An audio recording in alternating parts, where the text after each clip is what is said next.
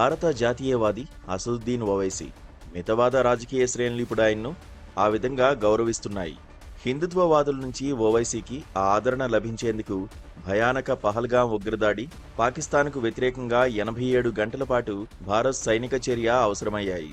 ఓవైసీ రాజకీయాలు జాతి వ్యతిరేకమైనవిగా భారతీయ జనతా పార్టీ చాలా సంవత్సరాలుగా నిందిస్తోంది. ఆయన తన విలక్షణ మత అస్తిత్వాన్ని తాను నిత్యం ధరించే షేర్వాణితో చాటుతున్నారు. భారతీయ ముస్లింలు భిన్నమైన వారు, అన్యులు అనే మనోవైఖరి, సైద్ధాంతిక విశ్వాసంతో వ్యవహరించే వారి రాజకీయాలు ఓవైసీని ఒక శత్రువుగా పరిగణించాయి. పాకిస్తాన్ ప్రేరేపిత ఉగ్రవాద ఘాతకాలకు వ్యతిరేకంగా అంతర్జాతీయ వేదికలపై భారత్ వాదనను ఘంటాపదంగా వినిపిస్తున్న అదే అసదుద్దీన్ ఓవైసీని దేశభక్తుడుగా హిందుత్వ వర్గాలు నేడు కొనియాడుతున్నాయి. స్ఫుటంగా మాట్లాడే హైదరాబాద్ ఎంపీ రాజకీయాలు నిజానికి మారలేదు.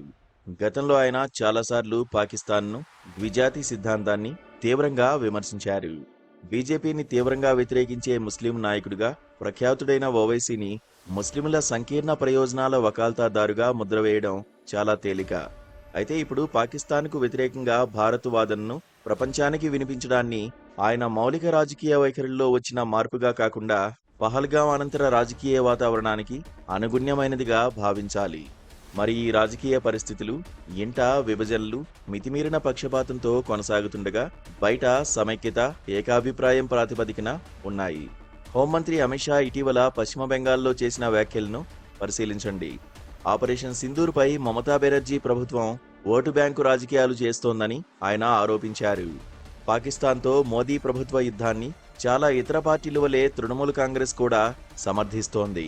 కోల్కతాలో బీజేపీ కార్యకర్తల సమావేశంలో అమిత్ షా ప్రసంగిస్తుండగా ఆ పార్టీ ఎంపీ అభిషేక్ బెనర్జీ అఖిలపక్ష ప్రతినిధి బృందం సభ్యుడిగా తూర్పు ఆసియాలో పాకిస్తాన్ సైనిక రాజ్యంపై మాటల పిడుగులు వర్షిస్తున్నారు. బెంగాల్ అసెంబ్లీ ఎన్నికలు ఒక ఏడాదిలో జరగనున్న నేపథ్యంలో మమతా సర్కారుపై అమిత్ షా విమర్శనాత్మక వ్యాఖ్యలు రాబోయే ఎన్నికలకు సమరశంఖాన్ని పూరించడమేనని ఖచ్చితంగా చెప్పవచ్చు. అవిశ్రాంత రాజకీయవేత్త అయిన అమిత్ షా ప్రచార కార్యక్రమాల్లో పాల్గొనేటప్పుడు హోంమంత్రికి తక్కువ, బీజేపీ కార్యకర్తకు ఎక్కువగాను వ్యవహరిస్తుంటారు. ప్రధాన జాతీయ ప్రతిపక్షమైన కాంగ్రెస్లో గందరగోళ పరిస్థితులను చూడండి. పహల్గాం ఘటన సంభవించిన వెనువెంటనే దేశ ప్రయోజనాలను పరిరక్షించేందుకు మోదీ ప్రభుత్వం చేపట్టే ఏ చర్యకైనా సంపూర్ణ మద్దతునిస్తామని కాంగ్రెస్ ప్రకటించింది. తిరువనంతపురం నుంచి 4 సార్లు ఎన్నికైన party MP Shashi Tharoor operation సింధూరును బలపరిచిన వెంటనే స్థానిక కాంగ్రెస్ నాయకులు ఆయన్ను బీజేపీ అగ్రగామి ప్రతినిధి అని ఆక్షేపించారు. అసాధారణ వాక్పటిమ ఉన్న థరూర్ అమెరికాను సందర్శించిన మరో అఖిలపక్ష ప్రతినిధి బృందం నాయకుడిగా వ్యవహరించారు. పాకిస్తాన్తో కాల్పుల విరమణకు భారత్ను తానే ఒప్పించానని అమెరికా అధ్యక్షుడు డొనాల్డ్ ట్రంప్ వైట్ హౌస్లోనూ విదేశీ పర్యటనల్లోనూ పదే పదే చేస్తున్న వాదనలను వాషింగ్టన్లో శశి థరూర్ ఖండిస్తున్న సమయంలోనే భోపాల్లో కాంగ్రెస్ ర్యాలీలో రాహుల్ గాంధీ ప్రసంగిస్తూ అమెరికా ఒత్తిడికి నరేంద్ర మోదీ లొంగిపోయి కాల్పుల విరమణకు అంగీకరించినట్టు ఆరోపించారు. పార్టీ అగ్రనేతల పరస్పర విరుద్ధ ప్రకటనలు కాంగ్రెస్ కార్యకర్తల్లో తీవ్ర అయోమయాన్ని సృష్టించాయి. పాలకపక్షం బీజేపీ వైనాన్ని చూద్దాం. ఆపరేషన్ సింధూరును ప్రారంభించినప్పుడు కాంగ్రెస్ను అధిక్షేపిస్తూ ముంబైపై ఉగ్రదాడుల సందర్భంలో దేశ ప్రజలను రక్షించడంలో మన్మోహన్ సింగ్ విఫలమయ్యారని, ఆయన ఒక బలహీన ప్రధానమంత్రిని అపహిస్తున్న వీడియోనొకదాన్ని బీజేపీ అధికారిక సోషల్ మీడియా హ్యాండిల్ విడుదల చేసింది. వాచాలుడైన ఆ పార్టీ ఎంపీ నిశికాంత్ దూబే అఖిలపక్ష ప్రతినిధి బృందం సభ్యుడిగా విదేశాల్లో పర్యటిస్తున్నప్పటికీ కాంగ్రెస్ ప్రధానమంత్రులు జవహర్లాల్ నెహ్రూ నాటి నుంచి భారత్ ప్రయోజనాలను విక్రయించారని ఆరోపిస్తూ కటువైన ట్వీట్లు పోస్ట్ చేశారు. కాంగ్రెస్ అధ్యక్షుడు మల్లికార్జున్ ఖర్గే ఒక గద్దారని, రాహుల్ గాంధీ ఒక పాకిస్తానీ ఏజెంట్ అని దుయ్యబడుతూ బీజేపీ మీడియా విభాగం పదే పదే కాంగ్రెస్ నాయకులకు వ్యతిరేకంగా విమర్శనాస్త్రాలు సంధించింది.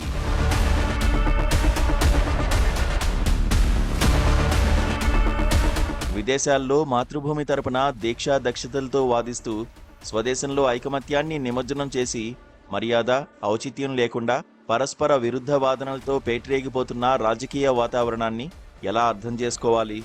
ఈ వ్యవహారంలో ప్రధాన వ్యక్తులైన ప్రధానమంత్రి, ప్రతిపక్ష నాయకుడే ఈ అసంబద్ధ రాజకీయాలకు కీలక కారకులు. వారిదే ప్రథమ బాధ్యత, సందేహం లేదు. పరస్పర గౌరవాన్ని ఇచ్చిపుచ్చుకోవడం మరిచిపోయి ప్రధాని మోదీ, ప్రతిపక్ష నేత రాహుల్ గాంధీ పరస్పరం పూర్తి తృణీకార భావంతో ప్రవర్తిస్తున్నారు. గాంధీ కుటుంబాన్ని కించపరిచేందుకు ప్రధానమంత్రి ఏ చిన్న అవకాశాన్ని వదులుకోవడం లేదు. తరచూ ముతక భాషలో దూషిస్తున్నారు. మోదీ పట్ల కాంగ్రెస్ నాయకుడు అంతకంటే తీవ్ర తిరస్కార భావాన్ని వ్యక్తం చేస్తున్నారు. ప్రధానమంత్రి పదవిని అధిష్ఠించేందుకు మోదీ అనర్హుడనే భావన రాహుల్ మాటల్లో స్పష్టంగా ద్యోతకమవుతోంది. అగ్రనాయకులు ఇంత అనాగరికంగా వ్యవహరిస్తున్నప్పుడు వారి అనుయాయులు భిన్నంగా ఎలా ప్రవర్తిస్తారు? భారత ప్రజాస్వామ్య సంస్థాగత దృఢత్వం క్షీణించడం రెండో కారణం. ఫలితంగా కనీస మాత్రంగానైనా ప్రజాస్వామిక జవాబుదారీతనం మృగ్యమైపోతోంది. పార్లమెంట్నే తీసుకోండి. గత దశాబ్దంలో ఈ మహోన్నత సంస్థను ఒక నోటీస్ బోర్డుగా అధికారపక్షం కుదించివేయలేదా? ప్రభుత్వ ప్రతినిధులు కీలక అంశాలపై ప్రతిపక్ష సభ్యులతో అర్థవంతమైన చర్చలు జరుపుతున్నారా? ఎవరినీ సంప్రదించకుండా పార్లమెంట్లో బిల్లులు ప్రవేశపెట్టడం, వాటిపై చర్చ దాదాపుగా లేకుండానే ఆమోదించడం జరుగుతోంది. వివాదాస్పద అంశాలను ప్రస్తావించేందుకు అనుమతించరు. చైనా చొరబాట్లపై చర్చకు నోటీసిస్తే వెన్వెంటనే తిరస్కరించారు. ఆపరేషన్ సింధూర్పై అఖిలపక్ష సమావేశం నిర్వహిస్తే ప్రధానమంత్రి దానికి గైర్హాజరయ్యారు. పహల్గాం అనంతర పరిస్థితులపై పార్లమెంటు ప్రత్యేక సమావేశాన్ని ఏర్పాటు చేయాలన్న అభ్యర్థనను ఆమోదించేందుకు ప్రభుత్వం ససేమిరా అంటోంది. చర్చను నిరాకరిస్తే ప్రజాస్వామ్యం ఎలా బలపడుతుంది? మీడియా నిర్వహిస్తోన్న పాత్ర మూడో కారణం. పలు మీడియా సంస్థలు వ్యవహరిస్తున్న తీరుతెన్నులను నిశితంగా పరీక్షించి తీరాలి. ప్రభుత్వానికి లౌడ్ స్పీకర్గా మారి ప్రతిపక్షాలను నిరంతరం నిర్దయగా ప్రశ్నిస్తుంటే జాతీయ అంశాలపై సంభాషణ సమరీతి అవకాశాలతో, సంయమనంతో నిష్పాక్షికంగా జరగడం సాధ్యమేనా?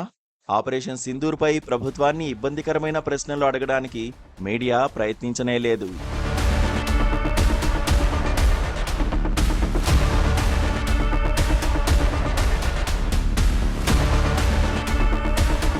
ప్రశ్నించకపోగా ప్రభుత్వ ప్రచారాన్ని విపులీకరించడమే తన విద్యుక్త ధర్మంగా భావించింది. మరి యుద్ధం తొలిదశలో మన వాయుసేనకు నష్టాలు వాటిల్లాయన్న వాస్తవాన్ని చీఫ్ ఆఫ్ డిఫెన్స్ స్టాఫ్ తొలుత దేశ ప్రజలకు చెప్పకుండానే సింగపూర్లో విదేశీ మీడియా ప్రతినిధుల ఎదుట అంగీకరించడంలో ఆశ్చర్యమేముంది? దేశీయ మీడియా విశ్వసనీయతను కోల్పోవడం సమాచార శూన్యతను సృష్టిస్తోంది. ఈ పరిణామం ప్రజా ప్రయోజనాల పరిరక్షణకు దోహదం చేయదు.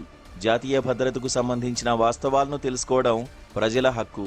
వారికి తప్పుడు సమాచారం ఇవ్వడం క్షమించరాని నేరం. తరచూ కలహశీలంగా పరిణమిస్తూ ప్రజల ఉమ్మడి సమస్యల పరిష్కారంపై ఏకాభిప్రాయం కొరవడేలా చేస్తున్న మన రాజకీయ సరళికి ఒక ప్రధాన కారణం సామాజిక మాధ్యమాల ప్రమాదకర ప్రభావమే. నియమ నిబంధనలు, అడ్డు అదుపు లేని ఈ అధునాతన భావ ప్రసార వేదికలు అబద్ధాల వెలువకు, దుర్భాషల దాడులకు ఆలంబనంగా వర్ధిల్లుతున్నాయి.